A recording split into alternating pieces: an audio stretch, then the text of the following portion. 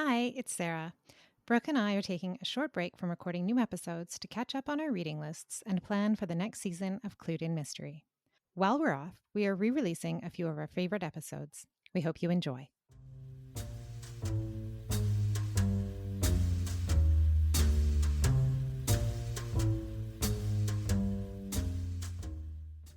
Welcome to Clued in Mystery. I'm Sarah. And I'm Brooke, and we both love mystery. Hi, Brooke. Hi, Sarah. It's time for some fun and games today. Totally.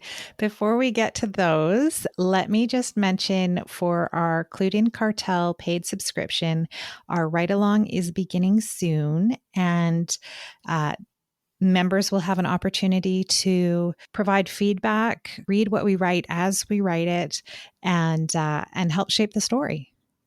That's right. It's going to be a lot of fun. You're going to have input in what type of story we begin and then get to see it as it unfolds. Okay, so Brooke, when I say mystery game, what do you think of?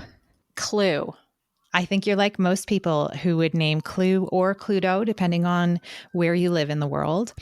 It was first released in 1949, and there have been several iterations since then, as well as different tie-ins to popular TV shows and movies. There's Harry Potter version, Brooklyn Nine-Nine version, Downton Abbey version. According to one reference I found, more than 150 million copies of the game have been sold, and it is one of the 5 most popular board games. But Clue is just one of many mystery-themed board games, and board games are one category under the broader umbrella of mystery games. And today we're going to dig a little deeper into that umbrella.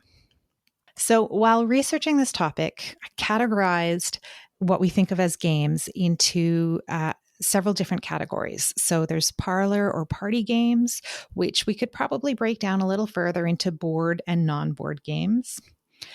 There's video games and there's puzzle games.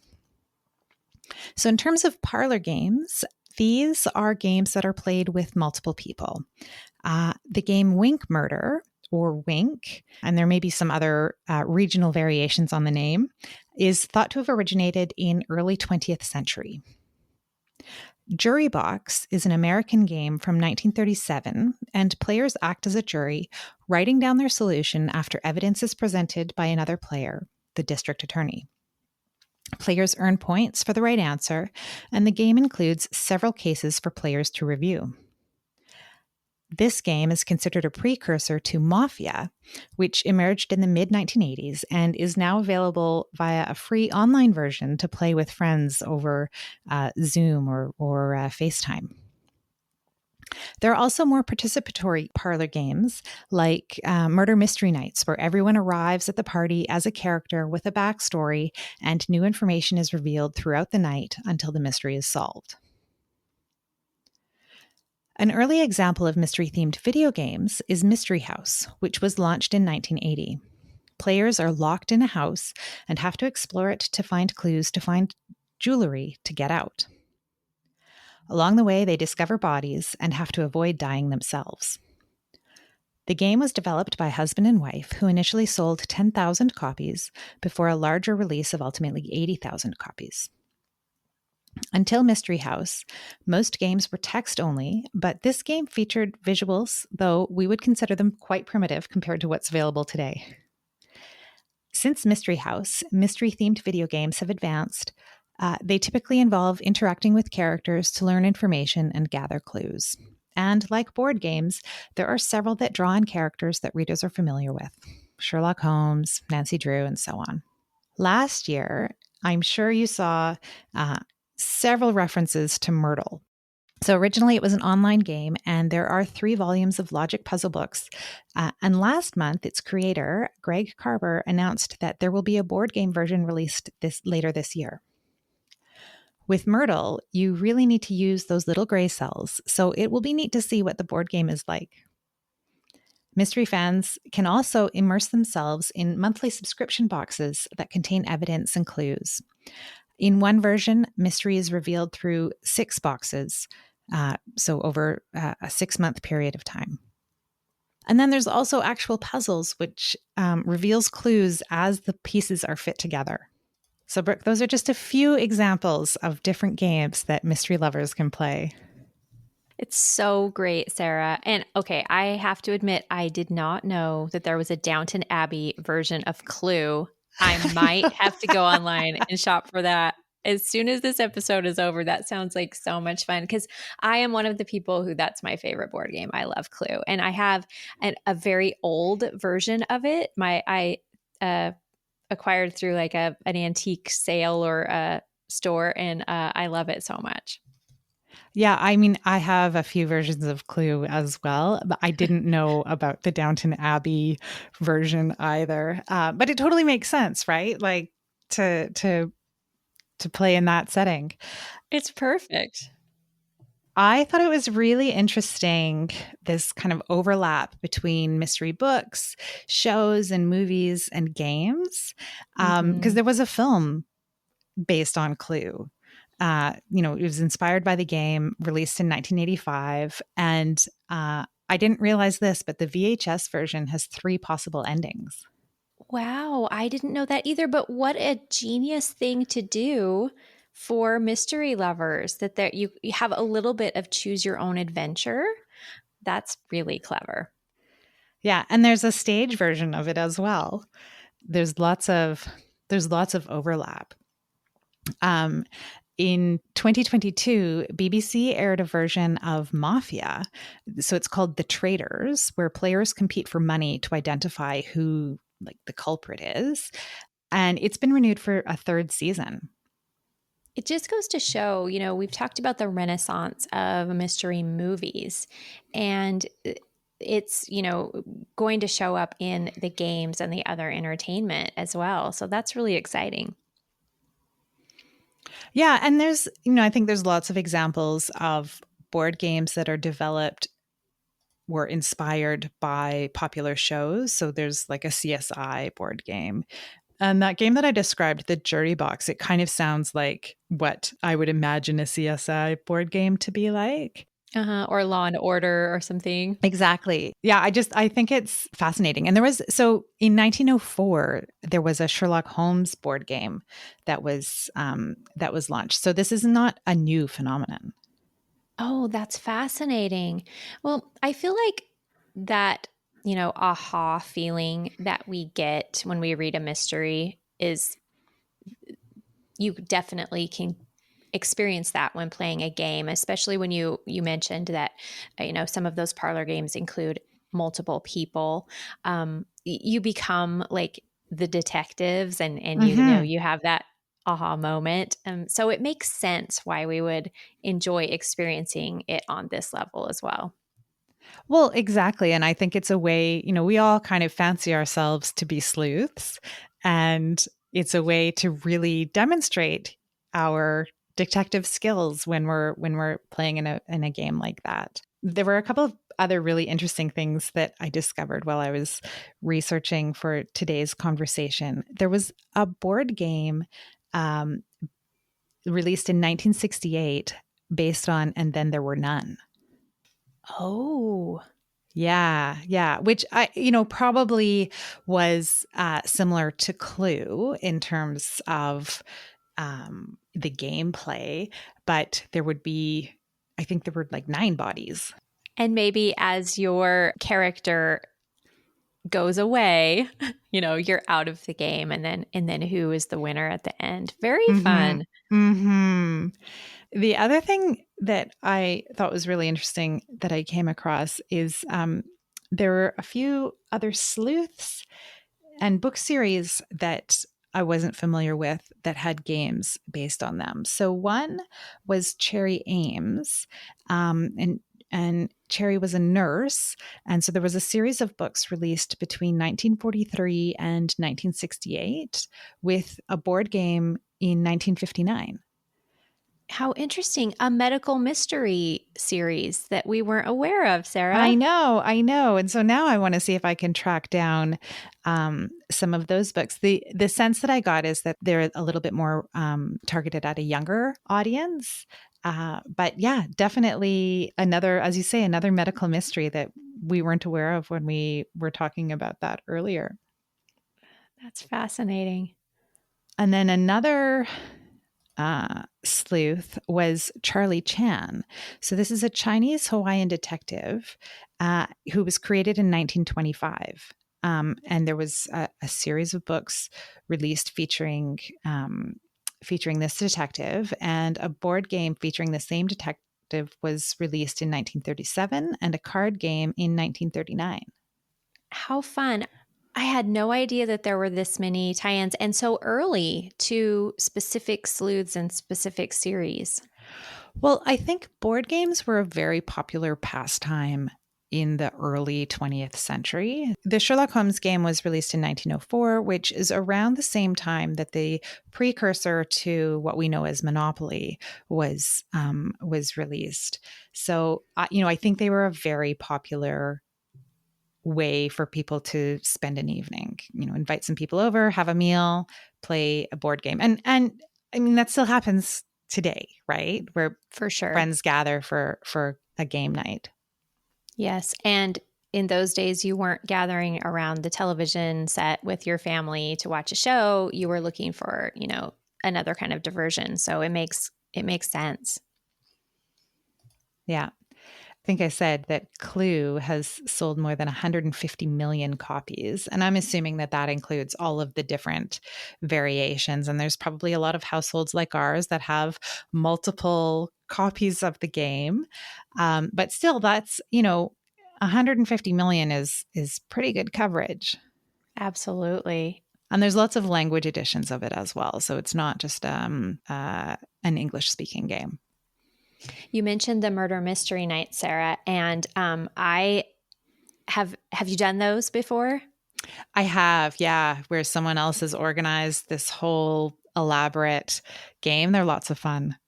They are fun. I have one set and it is a Western game. I think I got it as a gift when I was, a very young adult and played it with a set of friends.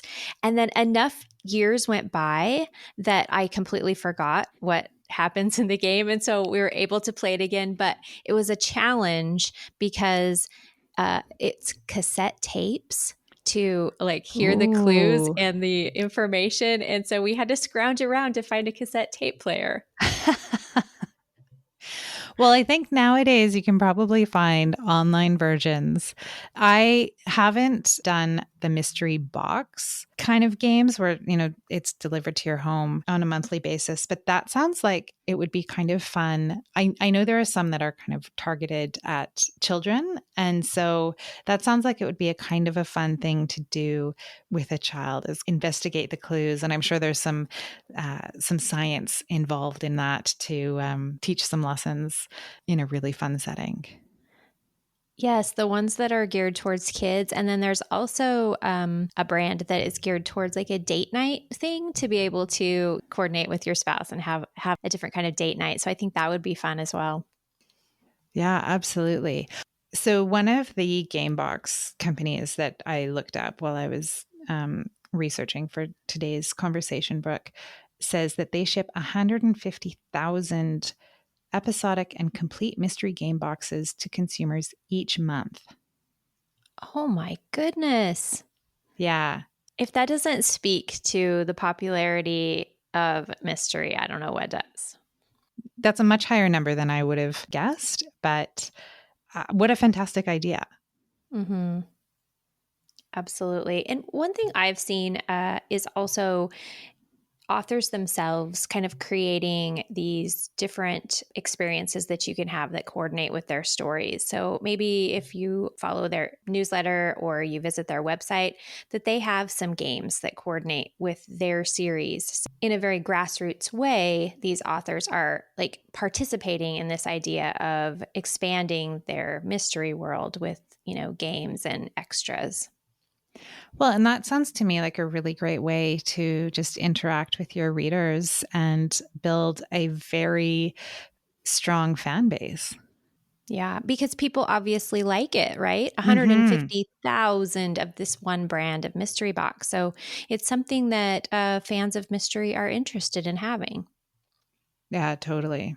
And what about Myrtle, Brooke? Are you a daily Myrtle player? I'm not. I am going to admit something. I'm terrible at Myrtle. I can't get into it. It's not my thing. I think I need to have a Myrtle coach. Is there such a thing? I don't know. There's probably opportunity there for someone. I mean, I like doing the logic games. I don't do them every day, but my son and I have sat down and kind of tried to work them out. What I like about Myrtle, particularly the online version, is that there's a lot of variation from day to day in terms of the like number of clues that you get and how complex the puzzle is.